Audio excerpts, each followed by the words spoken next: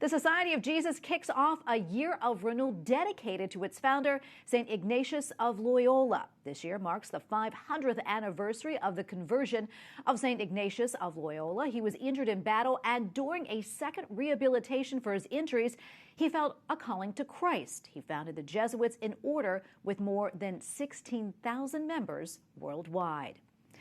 Joining us now from Rome is Father Mark Lewis, Vice Rector of the Pontifical Gregorian University. Father Mark, thank you so much for coming on today. We appreciate it. Tell us about the anniversary, also called as Ignatian Year. What are some of the events? So today we began here at the Gregorian University with an opening series of lectures, including an address by our Father General, who was actually celebrating Mass in Pamplona, Spain, as well to open the Ignatian Year.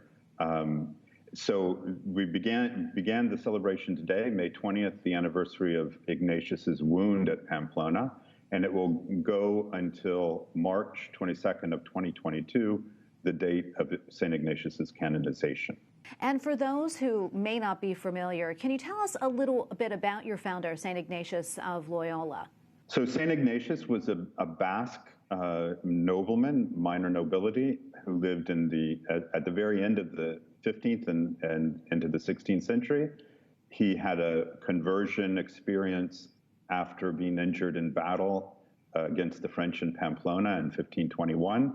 He is probably best known to the Catholic world for his spiritual exercises that really call forth a more personal encounter with Jesus Christ and helps us to really follow Christ more closely. So he founded the Jesuits in 1540 and was the first general until he died in 1556. Can you talk to us maybe about some of the things that are unique to the Jesuits around the world? So usually if people know Jesuits, they think of schools, high schools, colleges, universities in the United States, basketball teams in the Final Four. But we are probably, the charism maybe most important are the spiritual exercises that Jesuits give around the world. We have also more Jesuits involved in missionary activities around the world than in education. So that's usually one of those surprise things. But I think the idea of the Society of Jesus is to be available to missions anywhere in the world, usually directed by the Pope or the General, and to carry a certain amount of intellectual equipment into that battle. And also, like I say, this year especially, I think we're really emphasizing the spiritual exercises and the following of Christ.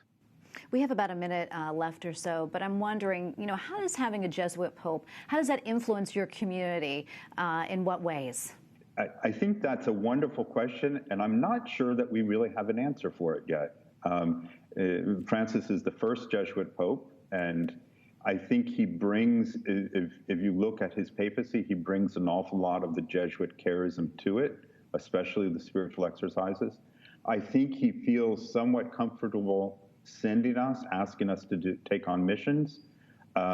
When he does his visits, when he's been traveling, he always tries to make a point of visiting local Jesuit communities and speaking to them about Jesuit life, the spiritual exercises, and the missions that they're undertaking in those specific places. So there's a relationship. I imagine other religious orders who have more experience of this understand the relationship better. We're still exploring it, I think. Well, Father, thank you so much for taking the time to speak with us today. We really do appreciate it. Father Mark Lewis, Vice Rector of the Pontifical Gregorian University. Thank you again. Thank you.